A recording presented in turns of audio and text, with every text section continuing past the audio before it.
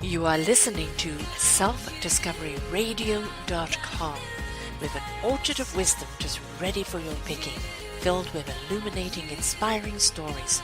Do check out the community and the discovery stores. We are here for you. Our next show is...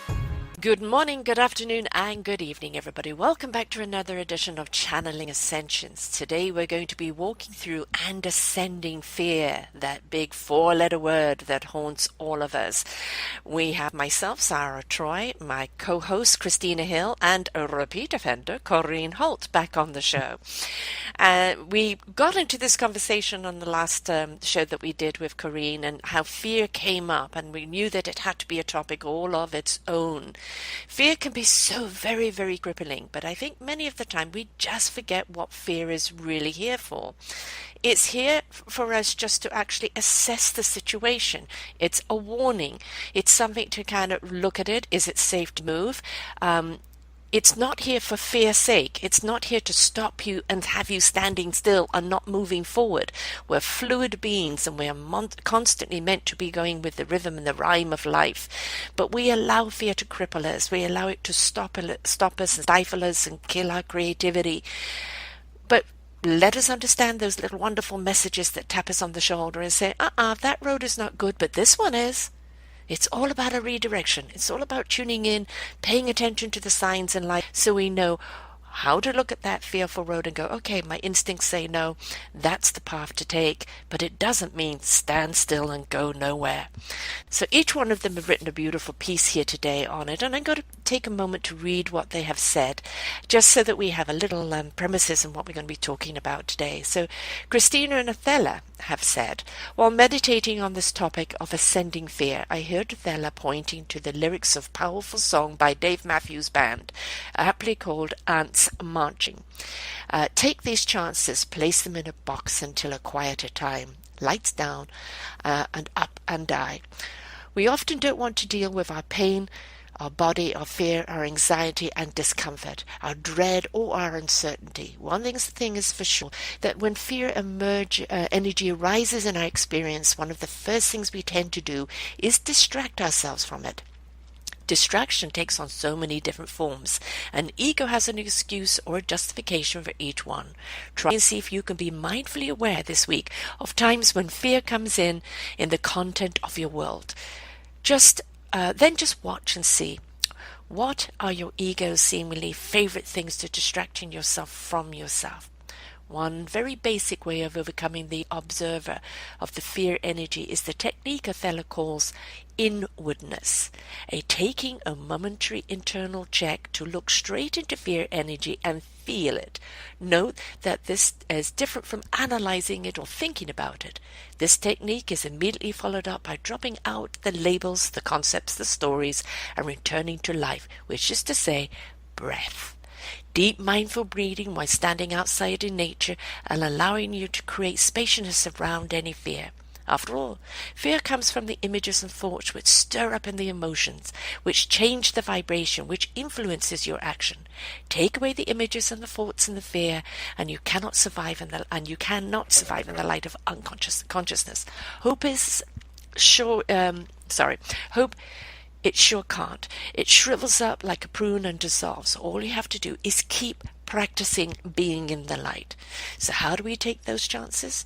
These opportunities to make fear our teacher and practice detachment? How do we begin to develop a curiosity about the energy, the fear energy, brushing up against it and learning how to peel back its presence so that we are not up to our eyeballs in it? It begins with you, and get you to decide how often you spend time in the unmanifested, in the formless, or in love's pure light. When we become silent within, that's only one thing. It's real divine love energy, the consciousness of I am, the presence that we perceive before we start thinking again. In other words, create breaks through your day where you will be silent and breathing, even if fear is not present. As this becomes your lifestyle, when fear arises, you'll be able to see it for what it really is and allow it to teach you. Now, Corrine adds to that. When we share with regard to fear, it is a fundamental understanding. We ignore the infinite wisdom that is our true nature.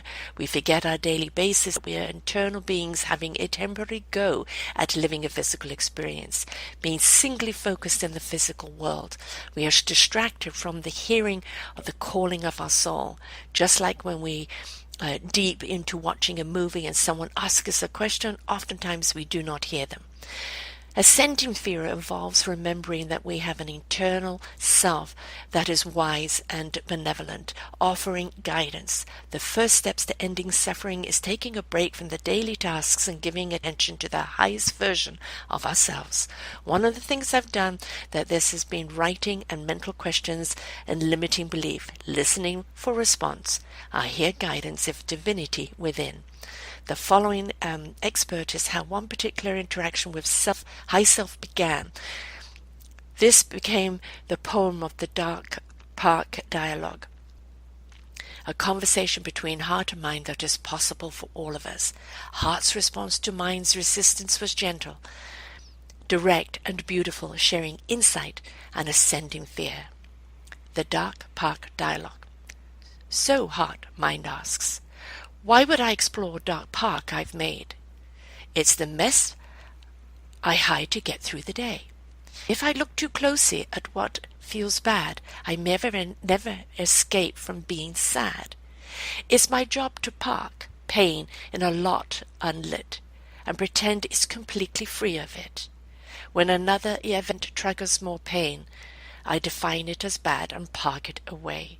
It's important to roll, to be in charge, towing emotional wreckage into the dark.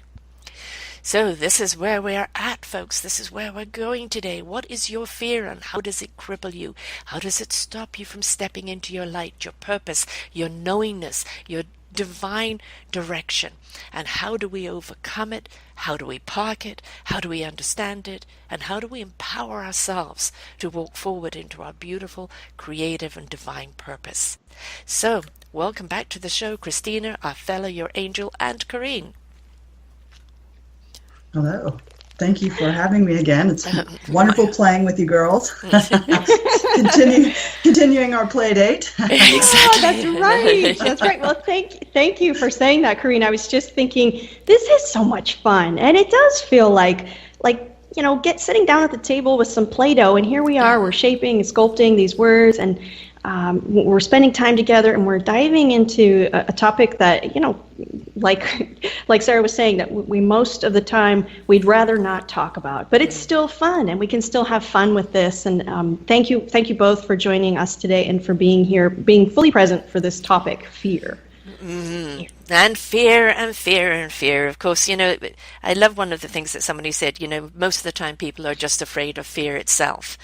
And the fear comes up, the feeling comes up, and we don't understand why. We don't know what we're afraid of, but we know that we're afraid, and then we get stuck in the fear, and then next thing you know, combustion, and it's like we've become, I think, so conditioned to be so fearful of fear. Well, if I'm afraid, I must be afraid for a reason. Take a breath. What really is that fear telling you? It might just be telling you not to step into the middle of the road.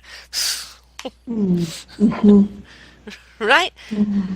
So, how do we look at fear in the face and go, okay, what message do you have for me today, and how serious is it? Who wants to go with that one? Well, I'll jump in here. Mm-hmm. So, one of the things that fear seems really obvious, that we just know what it is, and we kind of put it in a box and all that. But really, there's a lot to it. Just like an atom. They go into an atom. We know what an atom is. It's a building block for molecules, et cetera, et cetera. But when you look inside an atom, it's like a whole universe in there. And most of it's space. But then you have quarks and all these things. Well, fear, if we look at that, what is it? It combines all of the feel-bad emotions. It's an indicator of anger, of frustration, worry, stress, grief, sadness, depression.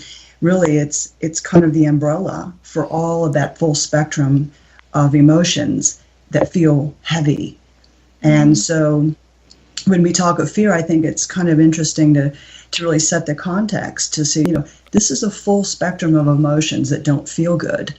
And they all have their connection, their tentacles that are rooted to fear.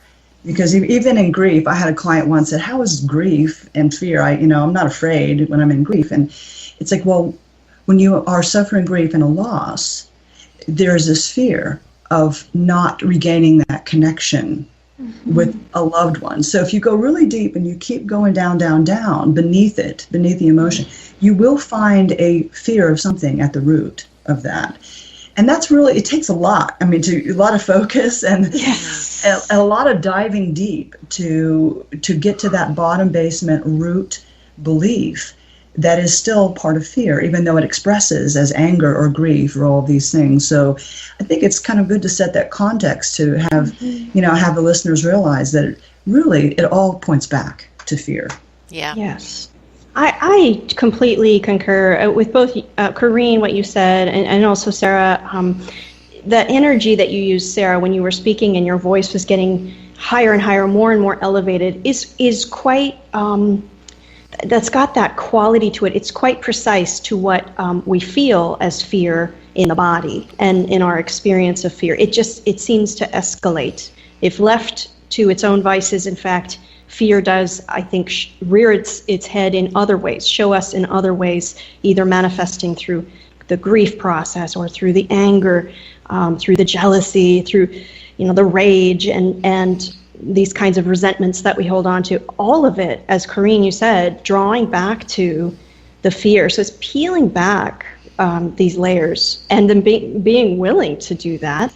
I think as a continued practice, it's just a very healthy practice to continually go back to, okay, what's at the bottom of the well? And in order to do that, I feel that once again, here we are talking about something that is, it's got to come back to your daily practice of the mindfulness of the, as Athela says, internalness or inwardness, and taking the pauses during your day to really sense and kind of just even lightly touch or brush up against what's going on right now. Okay, what's rising up right now? What is this? And being a little bit curious, and then learning how to reel back and return to who you really are, which is awareness. And I think that's where a lot of people, they don't have that practice in their regular routine.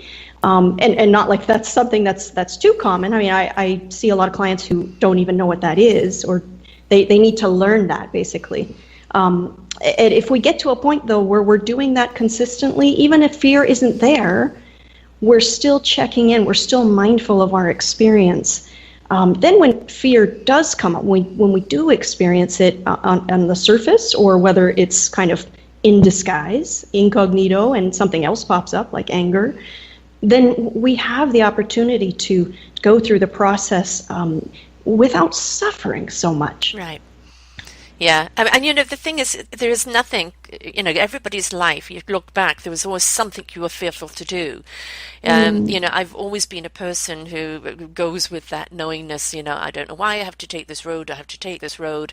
But, that doesn't mean that sometimes I'm not scared, on the road, because I have no idea where I'm going. But I know that I have to follow that purpose. And it's taking that leap of faith and just trusting that, the compulsion of the heart and soul and the divine is leading you there for a reason, and trust. And your antenna will be up along the way for people that aren't going to serve that journey. That's the thing that we forget is, those signs I talk about. You get that gut instinct, no, don't do that. And you don't have to stop and analyze why not. The instinct is, don't go down that road. Simply redirect, go down a different road, or pause, wait for a moment. How many people have avoided tragedies because they listened? How many people still go, oh, stop being so stupid and go on anyway? And then, find themselves right in the middle of an event they really were not meant to be at. We've got to listen to those warning signs of, no, this doesn't feel right. And then just understand it doesn't. And then there's another time to question why it doesn't feel right. Maybe it's just you have to take something else with you. So we have to understand by being in tune with our feelings, with our vision, with our own system. And the only way we're going to do that is through learning how we tick, how we operate, and how our body is telling us things. But we don't do that, do we? Everything is an external sign, not the internal sign. Mm-hmm. Very much. and what you're pointing to, that when I started writing this poem and this, I was trying to understand, what is fear really about? Like, what's going on in there? What's the mechanisms? What's the function and the dysfunction happening? And that was really feeling both parts of myself, is the mental aspect that helps run the day, the daily tasks, and then the higher self that with that infinite wisdom and vision. And so I'm like, okay, so high self, help me understand what's really going on here with this fear, both energetically, emotionally, all of that.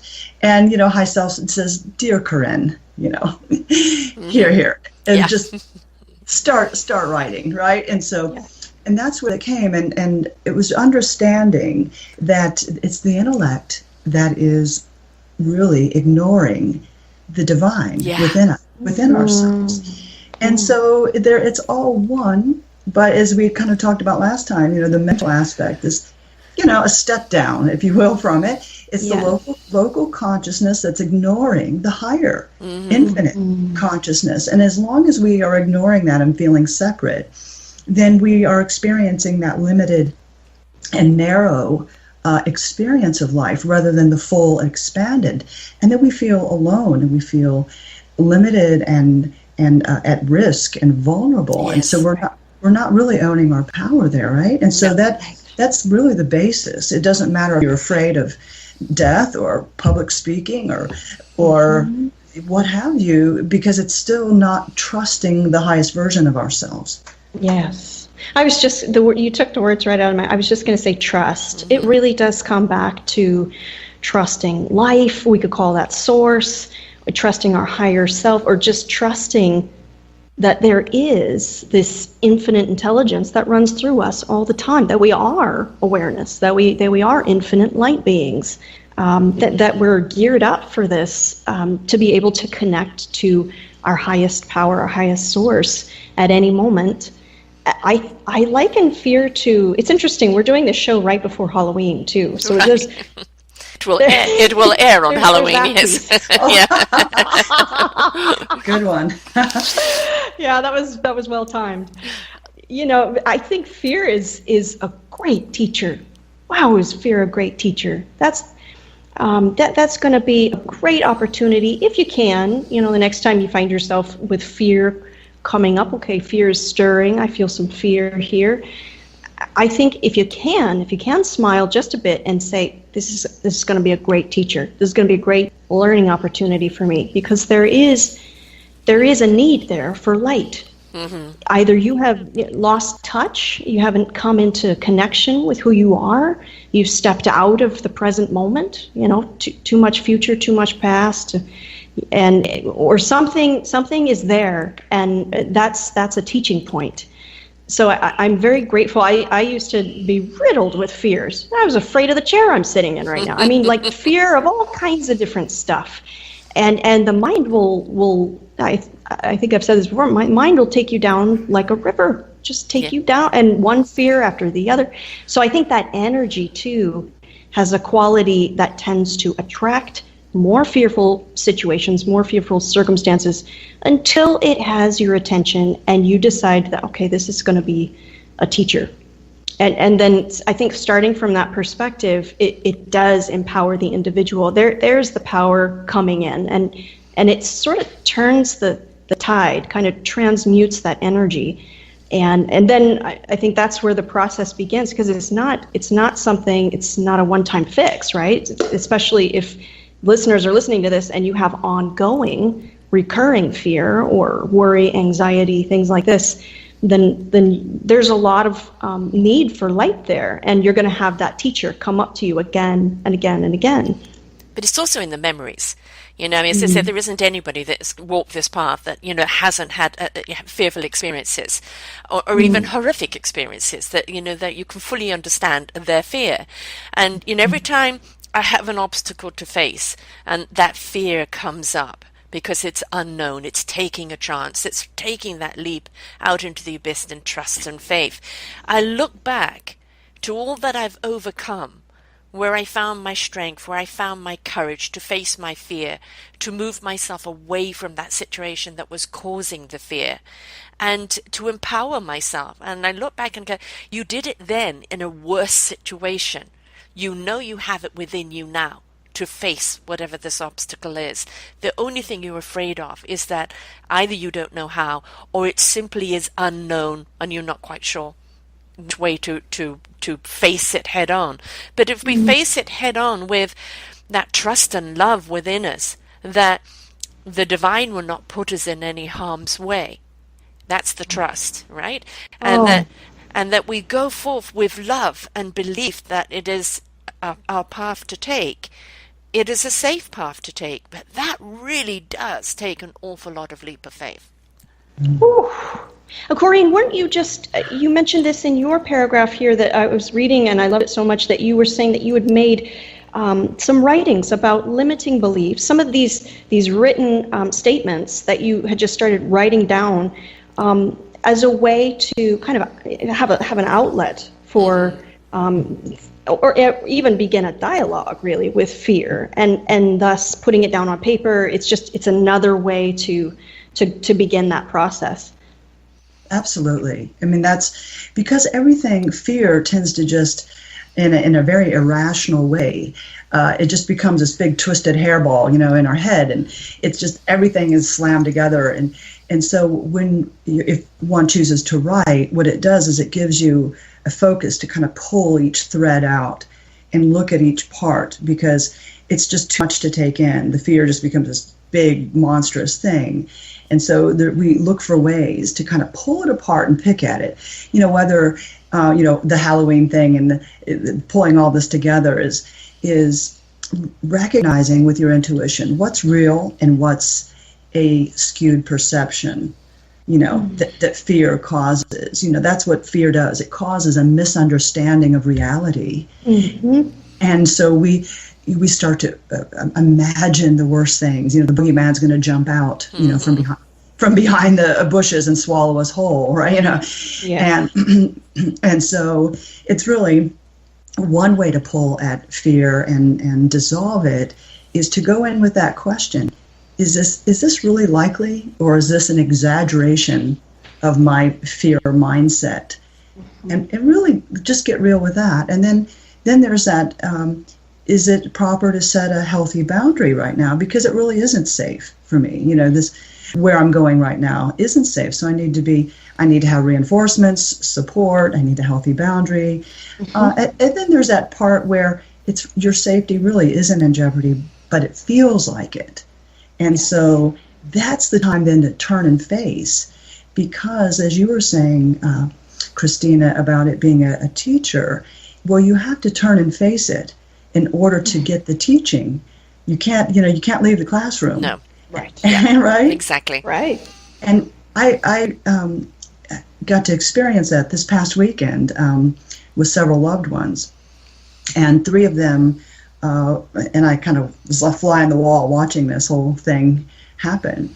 It was a family event and a very joyous occasion. And three of my beloveds were having to face a former abuser who was also going to be present. And they had not seen this one in 7 years. And so it was, wow. I mean, there was a lot of anxiety around that for many weeks coming up. And, you know, everybody's thinking the worst, you know, could happen. And it could have, based on past events. But this was a time to turn and face. They could have chose not to go to the event and missed a joyous occasion. But it was the time, this is a practical speaking, of turning and facing and really and allowing that experience to be our teacher. And that's what happened. And a great healing happened for them.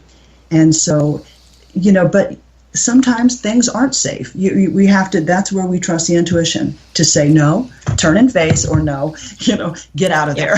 Right.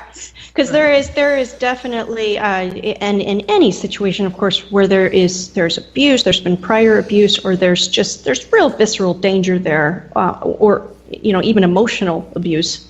There's just so many forms for that. But if there is a real danger, it is a situation where you need to get out of there, create that boundary, the strong, impenetrable boundary, and make a decision, and do what's needed to keep oneself safe, of course. And that's not cowardice. That's simply saying, common sense. I'm going to take care of number one. Exactly. But, it's also, in facing someone that has done you wrong or that's caused you harm, one needs to understand is that I am different. I'm resonating on a different frequency. I am no longer giving permission to cause me fear or to cause me harm. I've vibrating at such a level that this person cannot touch me anymore. And that resonance that goes out has already changed that person's thought. I no longer can harm this person or victimize this person. That underlying permission that we give our abusers that we don't realize we're doing, because we're giving into that vibration, because we're not feeling worthy, because we put ourselves in these fearful positions because we know no better. That's why so many women of abuse, so many people that are in abusive situations find it so hard to leave, because it's only when they've risen that own self-worth, that own vibration, that the disconnect starts happening. But when they're still into it, that person still has the power. They still have the control. So if you've moved away from it and then you come to face that person later and you're vibrating on a totally different frequency, they know that there is no being able to control you anymore. And that in that empowerment of you stepping into self, into your own ownership, into your own being, you actually have now shed light upon them of you too can step away from being the abuser. Yes. And empower yourself. So, that's so, that is facing your fear head on and understanding how strong you've become and how loving towards yourself you've become. And that is so empowering in itself. Healing for all. Wow, Sarah, you really touched something there. It just really zings out into the ether just there when you were speaking your truth, because that's I can tell that's something that you've witnessed first, that you've done firsthand. And boy, that is the greatest gift that you could give to yourself or to someone else, and that brings in forgiveness, because you're bringing your awesome presence, the one presence, the full self is there in that moment. And if you can simply stay in the vibration that you're in and just sustain that, as you say, that's going to impact others, and it's going to, the fear dissolves. It's amazing what happens in the light of presence. Try it out. And someone who's angry on the road, like road rage or some kind of fear that comes up when you're around someone is clearly enraged, or they're in a fearful state and they're acting from that, and it. If you simply remain in the light of presence, feeling your own eternal self, as Corinne said, feeling that oneness with all that is, if you just linger in that place, even for a few seconds, the ego of the other person is going to feel that, and there's a perceived threat. Then there's this process that happens, and there's light, and that the light dissolves things. It's just amazing what happens there. It's a great way to diffuse a situation, and as you say, Sarah, for the abuser to have that vicious cycle come to a halt, just to come, just like you're not even vibrating in that way anymore, so you're not able to be a recipient of that. Right. That's truly a win. That's a win. I call it a vibrational forgiveness. Because you yourself, you're never going to forget what that person's done. But you get to a point where you can remove yourself from the pain and from the blame. And in that vibrational forgiveness, you're giving them a sense of love that, an abuser doesn't have a good feeling for themselves. You know, anybody that commits any form of harm to another being in any way is coming from a place of lack of love, lack of self-love, lack of worth, you know, from a place of fear themselves. So if you can give them that vibration of forgiveness, and also, you know, that I give you permission to heal yourself. I am not going to give you any blame. You still have to own up and be responsible for your own actions. But I'm taking away the blame, and I'm giving you that loving energy so that you can do so. It doesn't mean you're condoning anything they've done to you. But what it does, it means that you've let that go. You've let the power that they had over you go from them, and you're sharing that resonance of empowerment back to them. Whether they take it or not is up to them, right? But it's so healing for yourself, and in that resonance can be healing for them if they're willing to take that journey. Yeah, and you know what you're saying reminds me of something Wayne Dyer said. When you change the way you look at things, the things you look at change. Absolutely. Yes. And I love my Wayne Dyer. and that, you know, and that really speaks to forgiveness, right? I mean, and so, and here's the catch, though, practically speaking. I don't know if you've experienced this, but I sure have, of being so triggered that it's like, I know I should forgive. I know it's the right thing. I know it's more for me than for them. It's freeing myself. I know that, blah, blah, blah, blah, blah. Yeah. So, I'm so pissed, you know. You know. Yeah. And so, where it's like, how do you get there from here, right? It's like, that can be so hard. But you know, but you can't look to them owning up to it, because then you're going to be waiting forever. You've got to own up to your own part and forgive yourself, so that you can let it go. Because if you're constantly looking for someone to admit that they've done wrong, and you're going to be staying in that position, you know, of anger and fear and everything else, and becoming a victim of your own victimization. For sure. And still you can be so triggered, you can know all that, but you can still be so emotionally triggered that you can't get there from there. And so then it's like, well, what then? You know, what do you do when you're in the pit of your emotion? And what came to me many years ago is high self said, what was the gift? I said, oh, there was no gift, damn it. You know, just really, stuck in it. And then, what was the gift, dear one? And there wasn't a gift. Didn't you see the scenario? Blah, blah, blah, blah, blah. Yeah. And, you know, this went on, you know, really being in the story of it and retelling that over and over. And what was the gift? What was the gift? The same 3 words over and over, relentless, but loving. And finally, I got it. And I really got the gift. And in this case, it was about a great judgment, about not being a conventional person. And so then I realized, wow, the gift was that judgment really, really had me be open-minded to people who are different. Mm-hmm. People who, I don't know, whether they worship differently or they live in a different country or they have a different politics or whatever, you know, that the pain of being judged in that way, it really had me be open-minded to and very accepting and curious about people who are different. And so that was, again, not a flip of let's just try to think positive, but really looking in there and being real about, well, what did come from this? What did you learn from it, right? Because there's always something to learn from it. A good thing. And so that's a really a useful, practical tool, is when you're in that and you're really, really triggered and you don't want to forgive. I mean, talk about the F word. Oh, yeah. Yes. Oh, not that. You know. We're laughing about it now, but... Yeah. When you're in it, I know. It's but they did me wrong. Yes, but why? Yes. You know, what was the lesson? What was the gift? And once you realize what the gift is, then that, as I said, that vibration of forgiveness goes out. And the relief that you have within yourself, that empowerment you have within yourself, that understanding that you have, oh my goodness, you know, suddenly you're 100 pounds lighter. Oh.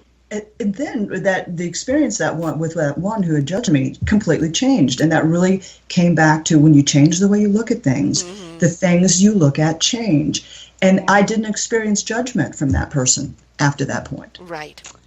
interesting how you did the internal work there and just repeat, like lather, rinse, repeat, lather, rinse, repeat. You're just doing that, and then the result coming from the inside, and then impacting your external experience in that other person. That is, to me, I mean, that's the beautiful, remarkable thing that universe does, is like just that, like, wow. Whereas you could have suffered it and still be suffering from it. There's a choice there too. There's quite a few human beings walking around, and I know I was one of them. It's like, let's take inventory of all of our sufferings, because I carry them around with me, and not going to do anything about it. As you say, Sarah, I'm going to wait for someone else I'm going to wait for this person to, own up to their part in things, or wait for an apology, or wait for someone else to do something before I make my, internal cleanse or change. Good luck with that. Right. Yeah, exactly. Yeah. Well, you see, if we're unwilling to see things from a different perspective, we're not realizing what we're seeing. And for people who are unwilling to accept that they've done wrong to someone, is somebody who's unwilling to look at it from a different point of view. They're still stuck in the one point of view. But if we step out of that one narrow point of view and we look at it from another angle, they go, oh, okay, maybe they didn't mean to hurt me. They were just seeing it from that point of view. And maybe my reaction is what triggered that. And then the domino effect, back and forth, back and forth, back and forth, until it escalated to being something completely unreasonable. Because we do react, and we're reacting to something in a knee-jerk situation. And then again, if we're not willing to look at it from the different angles of why, what is this really about? You have this volcanic eruption, and you're standing at the bottom of the hill, and you're getting all lathered up, and you're still going, I want to fight. Yeah, exactly. And who suffers in that situation? Everybody. Everybody. Yeah. It's like, that's not... Yeah, but I agree. I mean, with you both, it's like these triggers. It's important to know then what your triggers are. And as Corinne had mentioned, you get out a piece of paper. If this sounds good to you, and if some people align themselves with other outlets besides writing, but if you can, get out a piece of paper and write out what your triggers are around this situation. Yes. Notice them, know about them, sort of be your own detective and look at what triggers you, so that you have more preparation for when you are in these moments, if they come up. And then there you have it. You know what happens to your body, you know where the mind goes, maybe even write out the story that the ego, flies off with. For me, in my own personal experience, I'll just share a bit. My ex-spouse now it's been very, very difficult for me to connect with my son, and that's been something that's been ongoing because of my ex-spouse and his consciousness and where he's at in his life and his path. So it's been revisiting that story, and whenever. And coming from an abusive situation myself, whenever I am confronted with this person, then the triggering mechanisms are there. I mean, it's undeniable. It's going to happen. And if you find yourself in that situation, it'll do a lot of good, a world of good, if you identify and know yourself well enough to know, and then create the boundaries around that. So whatever healthy boundary system works for you. But if you are in that situation, here you are flooded with this. I think the lesson for me was learning in these triggered moments. The gift for me taking out of that was there's this huge victimization story that isn't the case now, but was in the past, a victim of this or that. And it every time I revisited that, every time I got triggered into that story, I relived all of the trauma, all the abuse, I'm the victim here, and my whole body went through it. But what's funny is I would be sitting on a beach somewhere doing that. I mean, I wasn't actually physically being abused, but I was sitting on a beach and I was, running through all of these motions, and it's like, hey, wait a minute, let's get back to here and now. It's been a great gift for me, a great teacher, the fear patterns, the triggers, to coming out of the story and getting really present and just watching these stories, watching what happens to the body. Yeah. Being present You know, the thing is when you go back there, even though you're sitting on a beautiful beach and the waves are crashing and, you know, the most peaceful place you can be, and you've chosen to go back into the pain, which is the past, not the present, you know, we realize how fear is still driving us, because very often it stops us from embracing not only our present, but what our potential future is. Because we're dragging that past along with us. And, you know, but what if the next person does this? What if the next person is like that? What if the next person treats me the same way? And that fear stops us from embracing that vibrational love. So we have to step into that place of that self-love, that vibrational love, that, you know, when I asked my husband for a divorce, I'll never forget the statement. I had actually, a woman with a pendulum had cleared a whole load of past lives for me. And in doing so, had kind of given me my freedom, which was on a journey for me to raise my vibration. And every time he picked an argument, I used to say to him, the only one interested is your mirror. And when it came to me asking for a divorce, he didn't like that because he liked the reaction, right? But he wasn't getting it anymore. And when it came to a divorce, and I said, please think about, you know, what you're going to say before you respond. And this is his exact statement. That bloody pendulum woman took the control I had over you away from me. And so it summed up our entire marriage. It wasn't about love. It wasn't about, you know, collaboration or relationship. It was about control. And I had given up my power and allowed him to control me. And he had abused that control. But we were both at fault. So when I took that empowerment of myself and said, no more, no more, you know, there was that disconnect. And it was up to him now to take his own ownership of what he had done. I'd taken the ownership that I had allowed it to happen. And but yes, it still goes with you, you know, fearful, will the next man do that? And what you have to look at is, if I'm resonating on a higher vibration, if I've stepped into love of self, love of purpose, love of life, that's the person I'm going to attract on that vibration.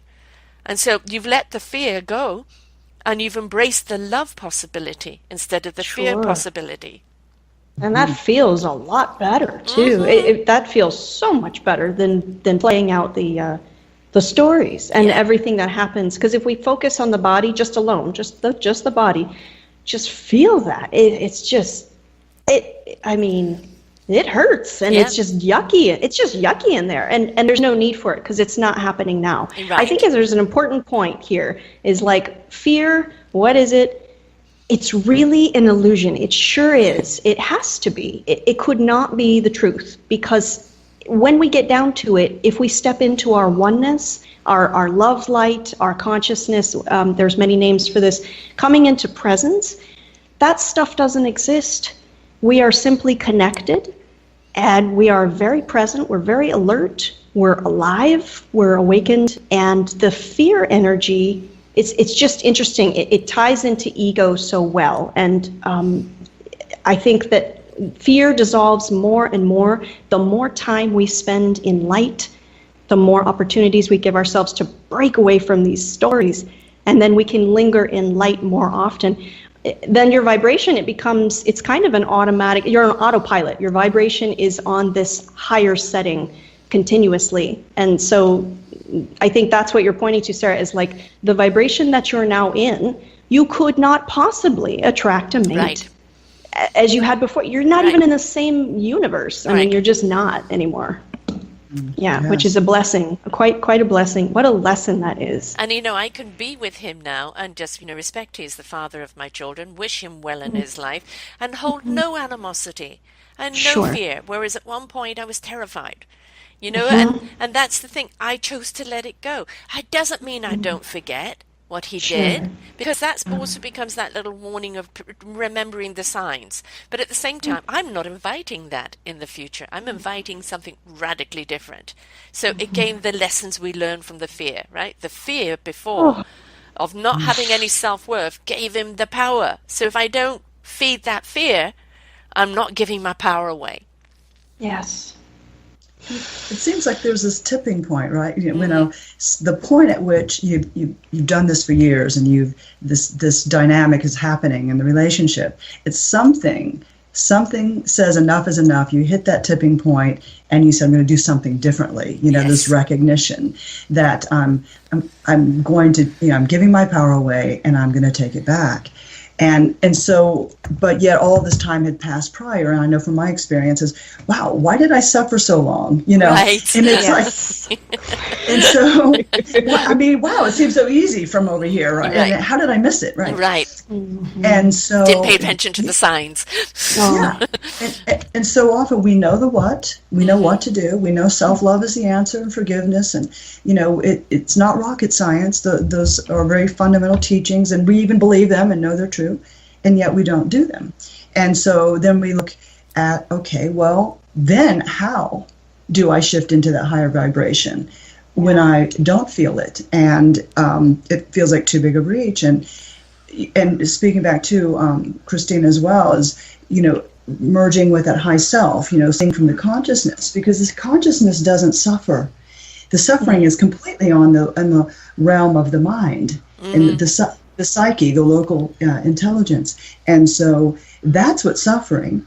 And so then if we just go up to higher perspective and look down and even get a little playful with it, a poem came to me, it started out, you volunteer to play on Earth's stage, playing characters of every age. And so what if, I've tried this too as a little trick for the mind to get it to, unclench from its absolute statements and beliefs, is what if both of you characters agreed to play on this stage, to play the villains for each other's behalf. And you wanted to learn, and pointing to two people, not you two. Right. Not you two. We've done it. You over there were playing the robber that had felt lack, and you over there were playing the victim, and you both were your best friends in another realm. You decided to play these characters so each other would learn these different teachings and to help your spiritual evolution, right? Mm-hmm. And so what if we're just characters on each other's stage and we're actually best friends? We just forgot. And we've agreed to be teachers for each other. And wow, that was another little thing, may not work for anyone else, but I guess maybe the artist in me or whatever. It really worked to get a different perspective and to look at the situation from way back here, where you could be more of the observer and more neutral and not so entrenched in the emotions of it. Mm-hmm. Yes. And as you said, Corinne, love that example too. As you say, though, getting to that place where we can be in that neutral zone, more removed, more detached from it, I believe in the triggering moments, it just seems impossible, doesn't it? It seems like we're swallowed up in it. It just seems like we're drowning in it in those moments. Something that I think is worth pointing out here is that if you're finding that you're being triggered into a pattern, there's probably a good likelihood that there's neural pathways that are firing and synapsing, just sort of like, and there's probably deeply ingrained in the brain now some neural pathways that have become unhealthy, that have just fired into, and they really feed into that fear. So you just immediately go into, as you said, Sarah, I used to feel terrified. I think that was the word you used. Yeah.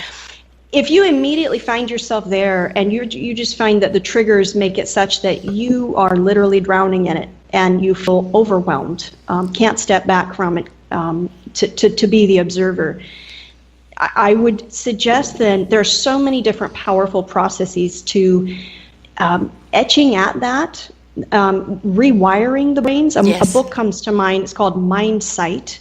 That's a fantastic read that will give you very good exercises and walk you through sort of this process of how we can literally resculpt our brain on a very physical level. We can actually change our brain no matter what age you are. And just consider it that maybe what you're experiencing is something that is beyond just the will, right? Something that now has become a pattern in your body, in your brain, and maybe those wires need to be retrained. And there are so many wonderful techniques for that. There's hypnosis, there's K-PAX, there's tapping on the body, there's just a host of things that will just get right in there, bypass your conscious brain, get right into subconscious, and help you to rework this this hair knot, this hairball, like Corinne was saying, it just gets knotted in there, and there's things that we can do that are not that. Even EMDR is another wonderful example of that, so that you can change these patterns rather quickly, and then experience that more of the ability to be in a neutral place, or say, oh, I'm being triggered right now, and being able to see that for what it is, being able to observe and reel it back, so that you can gain more perspective. And that's a process, though, and so anyone willing to do it, that is a spiritual path, and you're on it. Yeah. We've got to understand in our programming, they say that it takes 8 positives to undo 1 negative. So if you come up with a fear, a negative, a thought, it's like speak to 8 gratitudes or 8 wonderful things that are happening in your life right now. Feed that, because then you're actually shifting the brain's perspective. The old rubber band thing too, the rubber band around your wrist. That fear comes up for no reason. Snap that rubber band, ouch, and then speak to the 8 positive things of what you're grateful for, and how that you don't need to be afraid anymore, that war, that thing is not there anymore. And the brain then goes, oh, I don't like the feeling of the negative, I like the feeling that the other says to me, and it's a simple reprogramming. The same with writing things out, right, Corinne? Like writing letters to yourself. You could start off with the way the fear or the whatever has you, then start looking at what you can do to unravel it, what you can do for yourself that will help yourself through it, and to realize that these things, when we talked about higher vibration, I think you mentioned it, Christina. Yes, I got there eventually, but it took me a long time to get there, by going through these processes, by placing value upon myself, by willing to take the journey, so I could get to that point where I could take back my life. It's not something that's going to happen straight overnight. It's something you're going to have to do in your process to get to that point where you can. And so there's so many different techniques, and you've got to just be willing to participate in them. Yeah, just like when you're building a house, no one tool will ever be enough to build the whole house. You need multiple tools, and as you're both saying, there's a lot of great ones out there, and whether through books or what have you, and a lot that they're so well explained that you can do them yourself. But then there's a point, like I discovered on my path, is I tried to do so much by myself. That I could have really moved through it so much quicker had I leaned on a mentor or something. And as you mentioned, Sarah, the pendulum woman, it's like, reach out, because, going to that third party, that trusted party, especially someone who that's really their life's work, is to work in the realm of spirit and that's also been there. It's also taken the journey, so they understand. For sure. I mean, the greatest teachers. I think the greatest teachers among us are the ones who've suffered the worst. Absolutely. Amen to that. And you name it. And so, and so really, there's no shame in asking for help. I know some people just are really, cautious, or, well, of course it's fine to be cautious. You want to make sure you trust the person, but really apprehensive to do that, just because they don't want to go there. Maybe they're not ready, and that's fine too. But just to reinforce that, don't be afraid to reach out for assistance. I had a client come to me and said, I tried that EFT thing, it didn't work. I said, oh, really? I have 100% success with it. I mean, literally every person that I have worked with has found some measure of relief. And I mean, literally. And so it's really about any of these tools, it's how they're really applied. And just as persistence. The persistence, and sometimes we're too close to ourselves, and we'll miss it. We can tap for the symptom and get some relief. But if we don't get down to that root belief and the root cause, then it will reemerge. It will reblossom and reform. And so that's a big part, is, yes, find the tools, take them as far as you can, and then find help with that expert who can really help you move the rest of the way. Yeah, but it's also, and that was one of my problems in finding help, because I was so busy getting it. Yes. I didn't feel worthy enough to ask for it. And so that was a lesson that I've had to learn, and a long lesson, took me a while, is that to be open to receive, because just as I gift things to people, other people wish to gift things as well. And by being a receiver, and a receiver that benefits is equally a gift back to that person. For sure. Truly it is. Yeah, so finding community, and even if you find that, as Corinne, you said, lovely statement there, is like it will take you so far. If you're finding that in your private journey, you've reached a plateau, or it just seems like, okay, I feel like now is the time, I need some additional support. I do feel that having a mentor, coach, be it a therapist, even a community group, support group that's within your community, or something that you form, like a meetup group, that can accelerate the journey insofar as getting you to a place where you feel like here's the word, ascended. Like you've actually been able to turn the tide here, and that the fear is popping up less and less. Or when it does pop up, that you have this massive toolkit that you now have, and you also have support then, because the human link there's something that we just cannot replace. Books are great, and all of these tools that we're talking about, they're just fantastic. But there's something we cannot replace, is the human, the one-to-one, the human contact, that embrace. Even if you're touching your sub, that's something else too. But having contact with another human as you're walking through your journey, I think does accelerate the process quite a bit. Helps you to get to feeling to where you're ascending more, and rather than being taken over by whatever is going on in the canvas of your life, whether it's fear or whatever it happens to be. But it's also when the person is helping you, if there isn't the interaction, then it becomes the person is just telling you what to do. There isn't an interaction where you're connecting of why to do it. And when you are actually interactive with people, whether it be online or physically, because that vibration connects, it is the vibration of the frequency of that caring will be received, and it opens you up into being able to see what the tool is. Otherwise, we're just using a hammer. What do you do with this? But when you've got the interaction and the vibration there, and it's, I use the hammer in this way, and you try it out and see what it does for you, then it's like that energy is there with that person. And that's what we're looking for, isn't it? Feeding each other with that beautiful divine energy. Absolutely. This comes back to the divine presence. Yeah. Even if you don't speak, if someone is just, kind of venting and doing their thing, and you're maintaining your objectivity, and you're not going into that sea of emotions, and you're just very lovingly and compassionately, present with them, and very tuned into your heart, then it will shift for them. It's really magical. It's the entrainment, right, of when we're in that heart energy, that even if you don't say a word, you don't have to say a word or think a thought, but just you're radiating compassion because, you've been there. Yes. That taking of the hand when somebody's gone through something, sometimes you don't need words. It's just the taking of the hand, or, the arms around the shoulder, or just the touch. It's letting them know you're there for them. That love is there, and it's so healing. And you can do that virtually as well by, just reaching out to someone with some kind words, with some love. They'll feel it. And that's, that's the whole thing. We have to participate. We have to get out there and be part of other people's healing, because it also becomes part of ours. Right. And I've heard people say, I should call her, but I just don't know what to say. And then I'm just like, that's okay. You don't need to say anything. It's probably better if you don't. Right.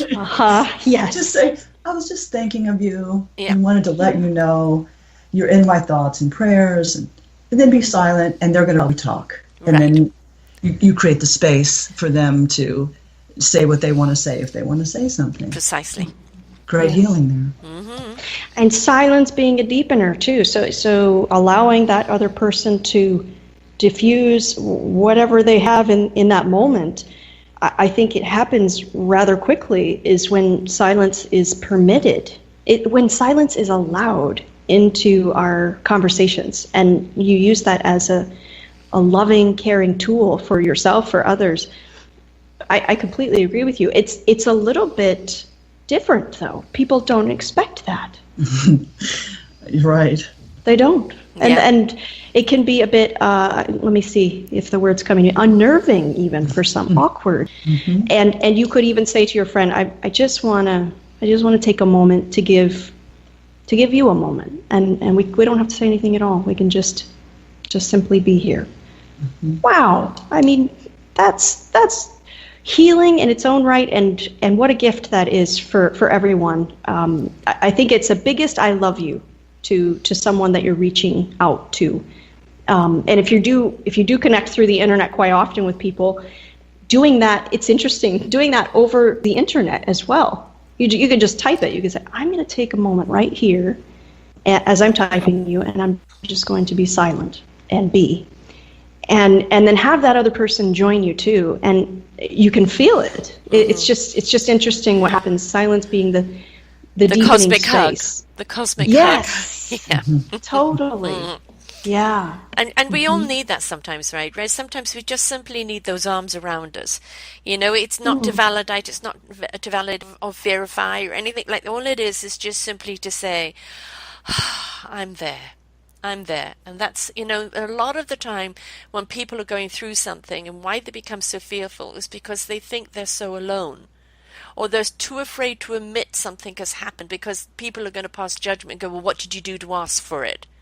Right? Especially if you are talking to people of victimization, especially people who've gone through rape or any of that type of thing, immediately they're looked upon is that they must have done something to ask for it. And they're so afraid to ask for help, are so afraid to share that fear because of the judgment, because of the persecution. So reaching out with just the hug, I'm there for you. I'm there for you with love, whatever you need. Already you put them in a safe place. And open up the doors for them to interact with you. And that is really what somebody who is in fear wants to know, right? Is that it's safe to share. It's safe to come out. You're safe with me. Because what is fear? It is a crippling state of being because we don't feel safe. Right. Oh, and then, sorry, go ahead. And then you're right, followed by a barrage of false impressions, of what could happen because that happened. And I can really speak to that because I worked with a foster youth, many of the young girls of which had been raped, most of them actually, and even some that had been pulled out of the sex trade, and they were highly traumatized. Right. And even though I was a woman, still I was new to them, and they are, and with good reason, are very cautious to trust anyone. And it was a 12-week program, and I found typically by week 4, they would start to, because I couldn't even touch them on the shoulder. It was like they did not want to be touched. And, you read the room and you just know it was appropriate. And so I really worked with the eyes. We know the eyes are windows to the soul and to the heart. And I was very mindful of my voice to be very soothing. And fortunately, I had the experience of being a mother and really tapping into the nurturance of being a mom and all of that. And didn't have to talk a lot, but I would ask them how they were feeling and, and not forcing it, but is there anything you want to share, anything that's heavy on your heart? And just the way I looked at them in the eyes and just the gentleness of the energy and the exchange. By week 4, I could touch them in the arm and I could tell they liked it. It was like soothing. And usually by week 6, they would give me a hug when they would come in the room. And I would say, oh, it's so great to see you. And then they'd reach out and kind of give me a hug from the side. And so it was so beautiful to watch that unfolding and that healing, to go, wow, they're trusting someone. And then by the end, they're really sharing their heart and their spirit. And so we can see the beautiful, beautiful healing from fear that takes place when we just very slowly and without agenda show up for people. It's like the caterpillar of fear becoming into the butterfly of love, isn't it? Yes. Great metamorphosis. And that I think that if we're talking about chakra systems here for just a second, it's just that that lower region, that part of which, if you've been in violation, if you've been violated in that area, that particularly that gets clogged, or even in this bundle where there's a lot of energy blocking and closed, basically, so you can't really access that, and it's just a shutdown. And that's the root chakra. That's that place where there's basic safety, this sensation of basic safety. And if that's not there, if that's clogged, if that's just on lockdown, then yeah, everything else gets out of whack, and that the body feels that, of course. So to have a situation where you're working in close proximity, you're being able to take these small steps and interact, and then provide physical touch to victims who have been in this situation. And I think that there's an opening that can happen then at that root level, that root chakra, opening up, healing, and then sensing light. So light attracting light, so that there can be more physical touch, more warmth, more trust, and then coming back to that safe space, that sensation of I am safe. Like you were saying, Sarah, I think it boils down to that. It's like that ultimate fear of I'm not safe, and it's quite gripping. So that's quite a journey for anyone who's healing from those wounds. Is like, but to think of it that way too is like, it's not just physical stuff. It's also spiritual healing, and healing of the meridians, these chakras that get dislodged, shut down. And to have someone like Corinne, doing that kind of a program, I just think that to me is the definition of service. That's truly a light service, right, to provide for those who really do need it, and to provide that sense of nurturing safety, like you are safe, and being able to. Well, it's the loving patience, isn't it? Because, we don't get into that empowerment without taking the journey. And, I remember, for a while there that, I had somebody who was doing chakras. She said, your chakras keep shutting down.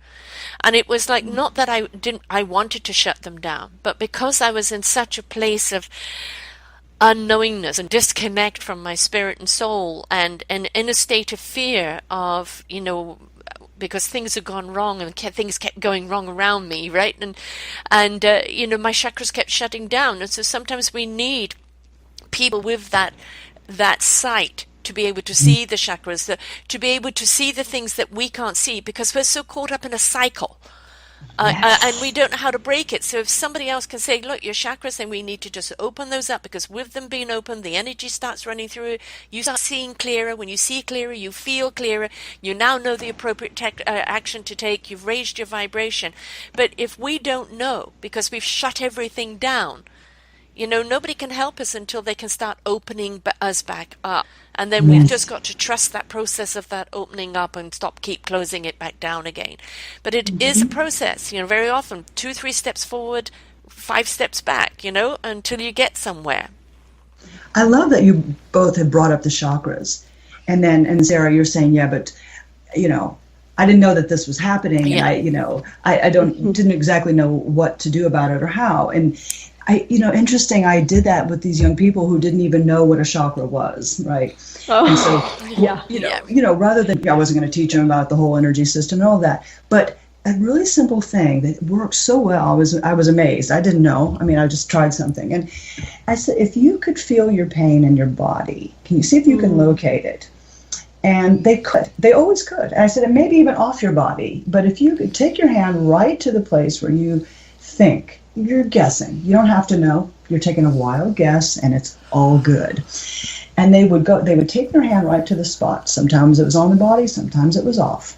And I would say, okay, now imagine an invisible vacuum sweeper. It's like, your invisible friend. Only you can see it.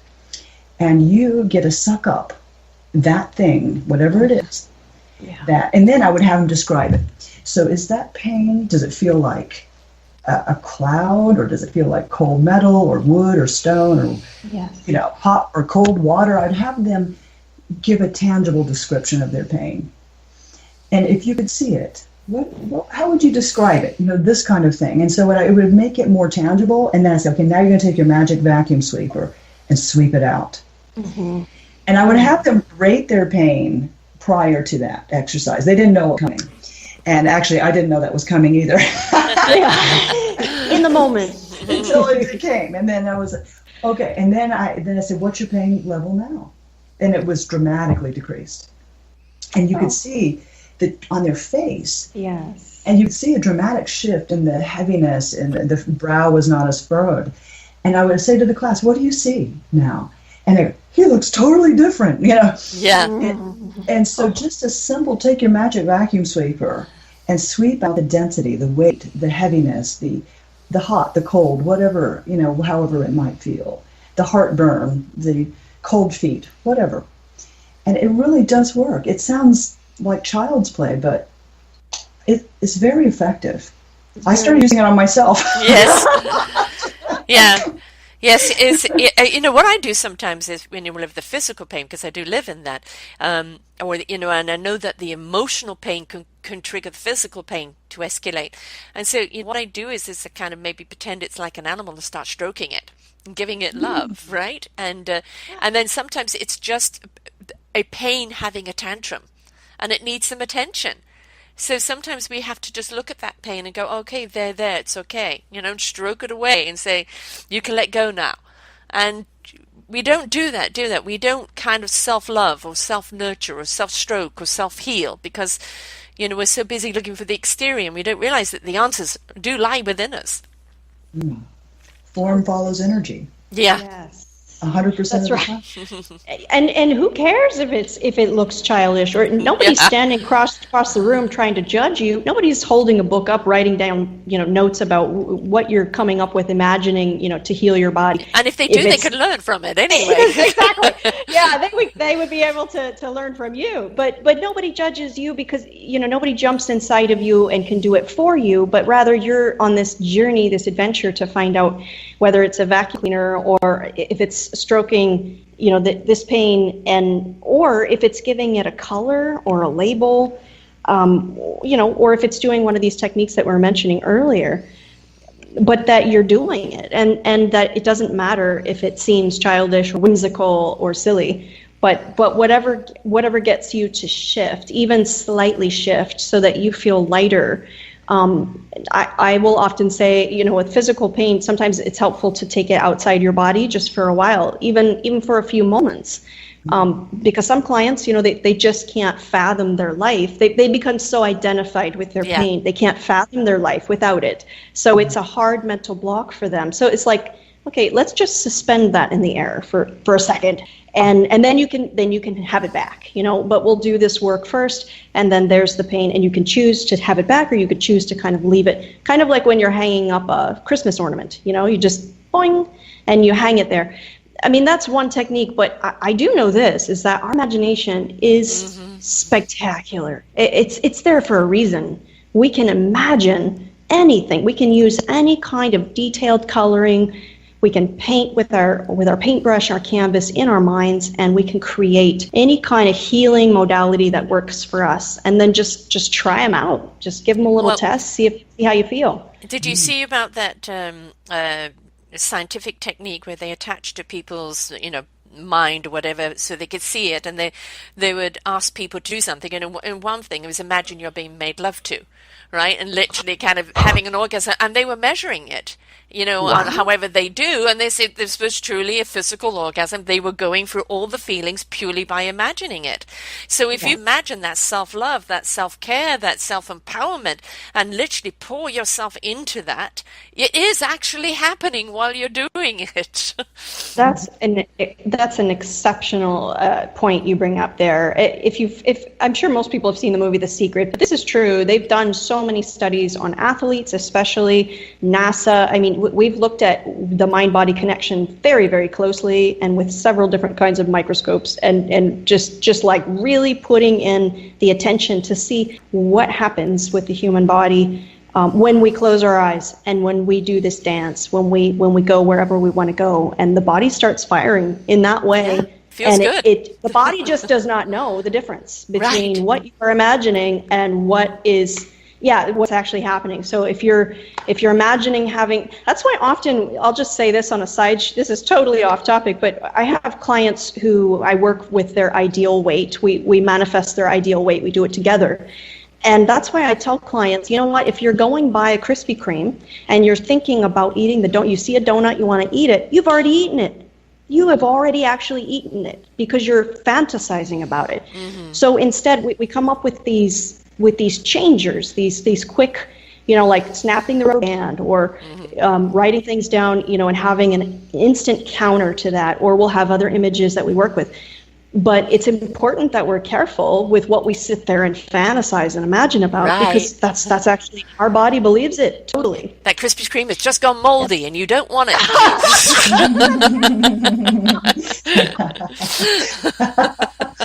Oh, darn, I was getting hungry. Exactly. I'm hungry for a yogurt, not a donut.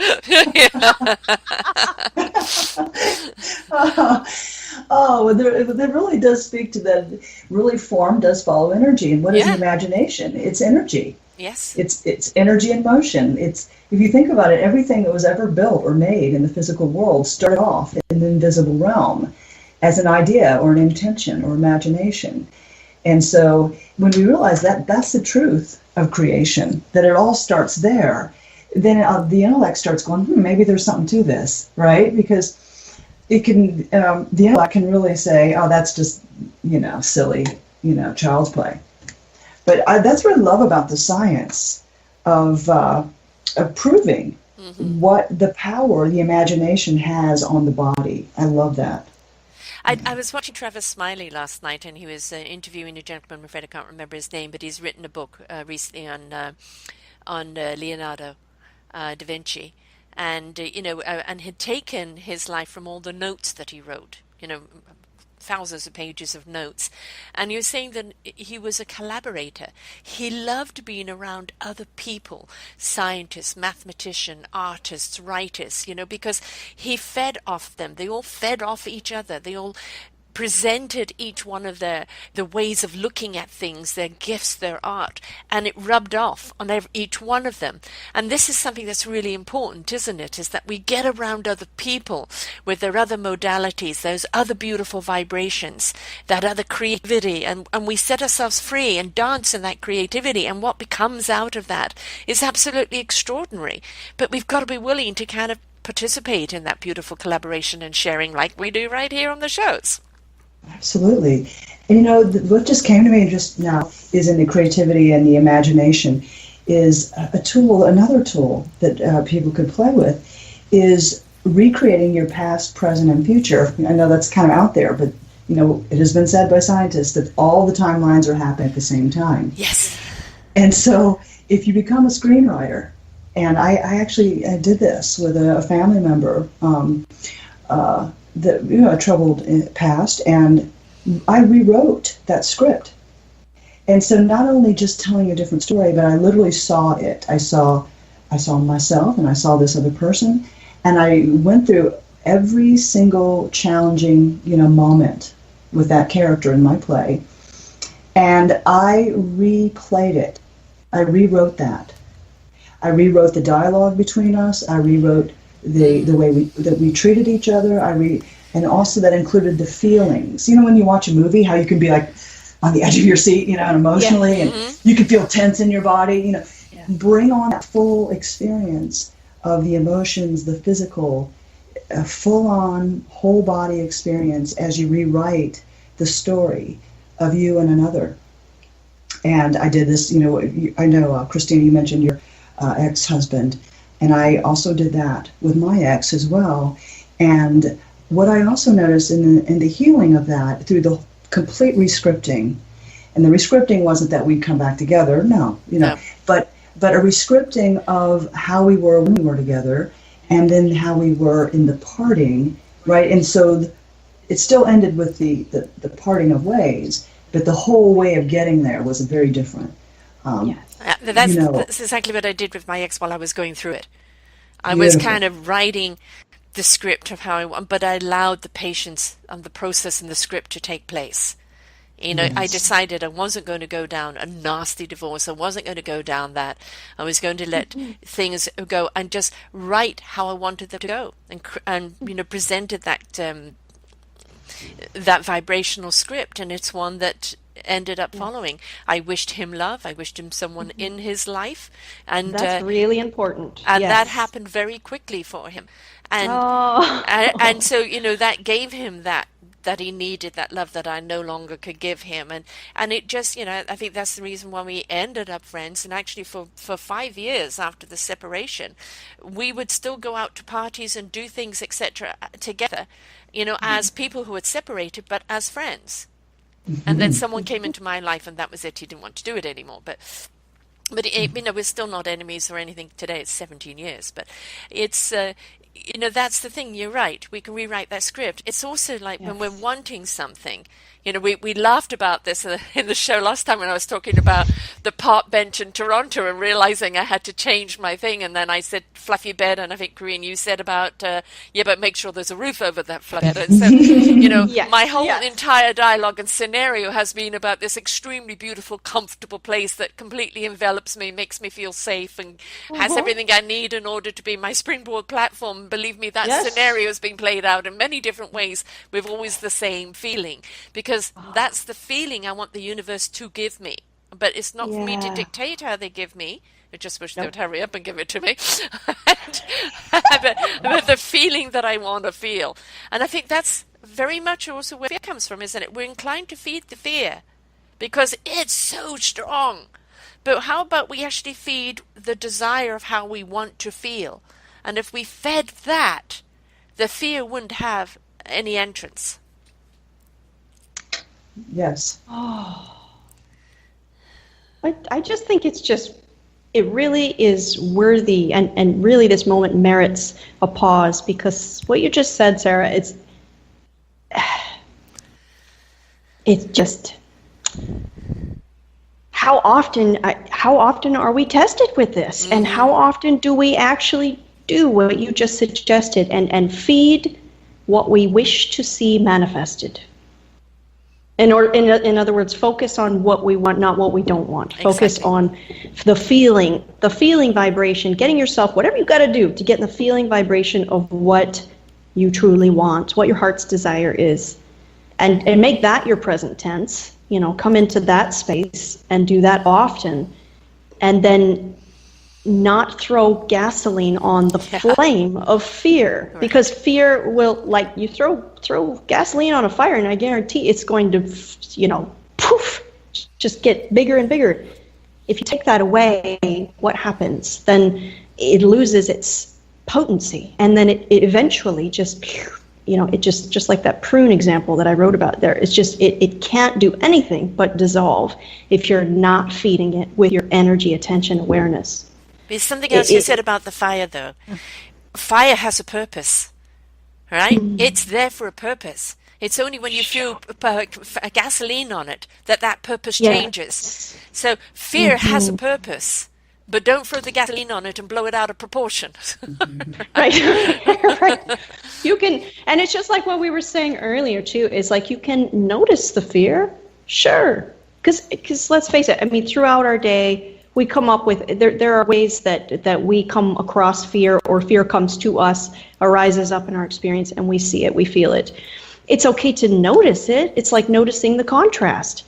But then, as you say, we don't sit there and linger in it, fester in it. I'm going to just ignite this. I'm going to take this up another 50 notches and throw some gasoline on it and pour ourselves into it. And how do we step away from that? I believe that it begins with what we were talking about, you know, noticing, oh, okay, I'm triggered right now. I'm in a trigger pattern right now. Oh, I'm gonna go back to my kind of self-care plan, my safety plan, and immediately shift into something else, something that is of a higher vibration. You know, get out your list of self-care stuff, you know, the things that you do to help yourself cover, calling a friend, you know, having that community built up so that you have these resources, or falling back on some of the other tools that we were mentioning earlier. It's literally just a matter of repetition, just like doing those steps, you know, and not forgetting, Positives not over the losing one our negative. yeah.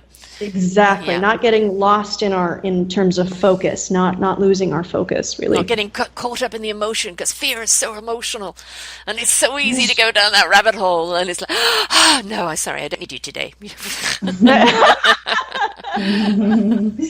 Well, what came to mind when you were talking about the noticing is the question, well, what's noticing? Is it my personality that is wrought with fear? Is that what's noticing? Which is then fueling the flames of more fearful fire? Or is it, my higher consciousness that's noticing? There's a big difference. Another way of saying it, is it my mind that's noticing, or is it my heart that's noticing? When the heart notices, it's really, there's no fear in it. It's like, oh, there's that pattern again.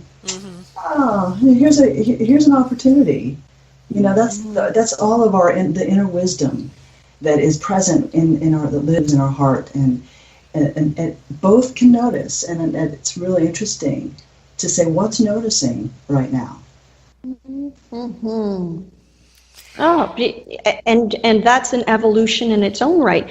I know for me, in my own mindful journey in the beginning, it was starting out with the head, just a lot of cerebral noticing and a lot of judging. Gee, Yes. like judging. Oh, aren't we our own worst critics? Oh yeah, boy. Judging the judger, Yeah. and judging the judging, Yeah. and on it goes, and then finding that I'm noticing things or being mindful, as they call it, from the brain perspective, and not from. And this was prior to meeting Othello, of course, but not from the heart center, and not even knowing what that was. I just believe that if you're willing to, it's the willingness. If you're willing to give a try and start out and start really focusing in on being mindfully aware of these patterns, and then I think that will lead you to the next level as you begin to attract other events, circumstances, and situations where you're able to practice more heart-centered noticing. I think that comes, and for some people it comes very quickly, and I think for others it's a road. But we're all on it. You're on it right now. You wouldn't be listening to this program. Yeah. I'm convinced. We've come to the end of this show, but we now have episode 3, and that's noticing our self-judgment. And and I think that when we do notice, as you said, pay attention to what's speaking. Is it our personality, our character? Is it our conditioning? Is it our upbringing? What's noticing all the problems? What's noticing the judgment of self, which brings about the fear that stops us from moving forward? Then we can actually start looking at it and going, hang on, that isn't me. That's what something's been imposed upon me. Or, it's something I can change and stop feeding and, empower a different point of view. So I think show 3 should be noticing self-judgment. Are we up for it, ladies? Sounds great. I think that should be our next playful evolution. Yes. I just feel like every time we enter into these things, it's like a new playground. I'm all for it.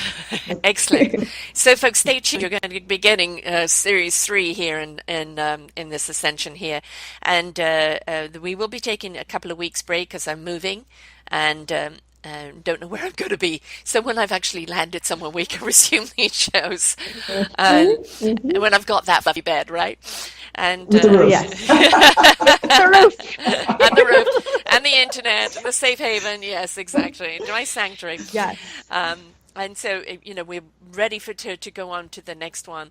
And, I know that things like self-judgment, that persecution, it's something that's imposed upon us, and it really is part of that crippling and becomes that fearful thing, and it stops us from channeling.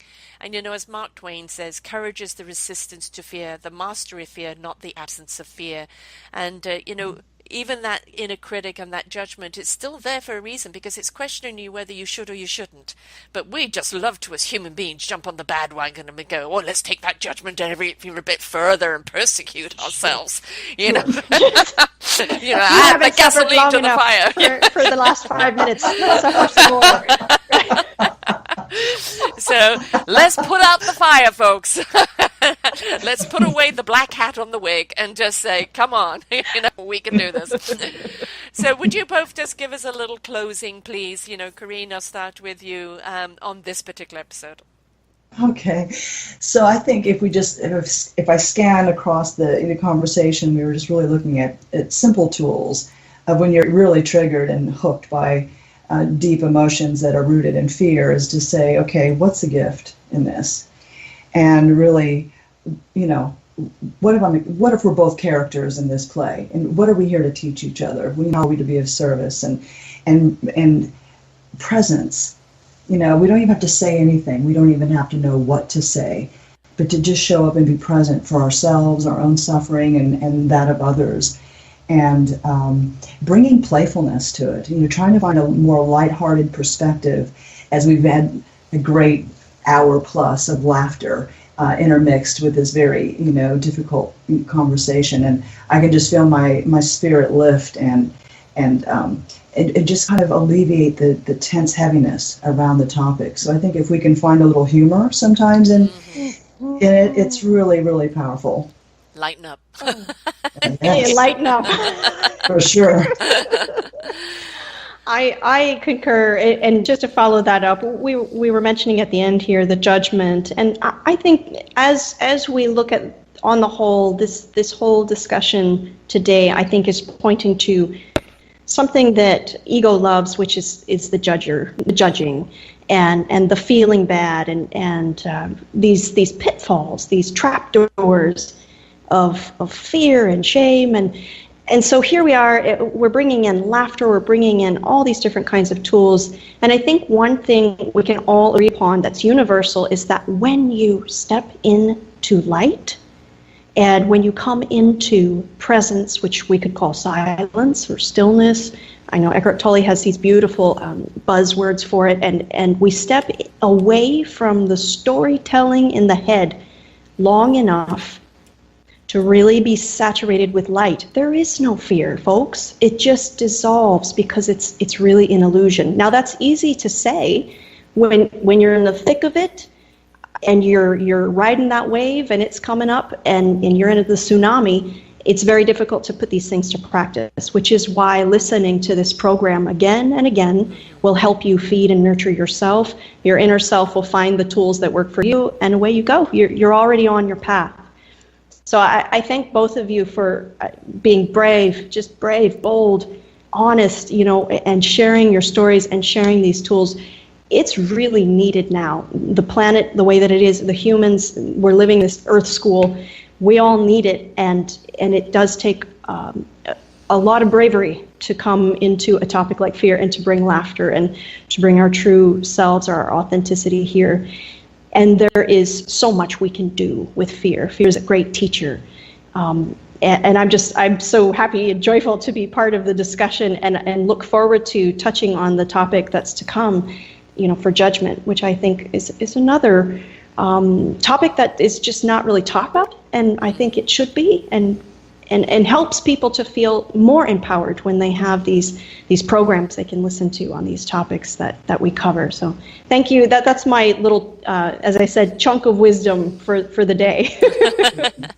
Well, we've had a lot with them here, and always do with the both of you, and I thank you both for being here.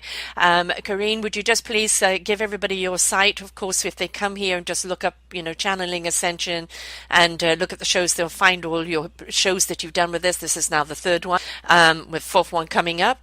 But please, would you give everybody your site so they can at least reach out to you in the meantime? Absolutely. It's attunetolove.com, which is ATTUNE, attunetolove.com. Excellent, wonderful. And Christina, how they can get hold of you and Athela? Yes, well, Athela, you can find her in Athela's World at athela.org. That's ATHELLA.org. And of course, if you have any particular topics that you want us to talk about, folks, just reach out to me here at selfdiscoveryradio.com, and it's simply info@selfdiscoveryradio.com. And if you say something, I'd love you guys to cover this particular topic, we will, okay? Anything that you need, that's what we're here for. I thank you so much, ladies. This has been a delight, as usual. Thank you, Sarah. Thank you, Corinne. And to remember, folks, fear, a healthy dose of fear as to which directions to go in life, noticing that fear. Remember, the fire can serve you, can warm you, it could cook your food, but the moment you add fuel to it, it then could consume you. So don't let fear consume you. Be willing to step into that creativity, that wonderment, that adventurous, exploratory being that we are, because what's waiting for you around the corner and down the road is exactly what you need. So may you find your strength and your courage, and may your exploration be awesome. Until next time, folks, bye for now.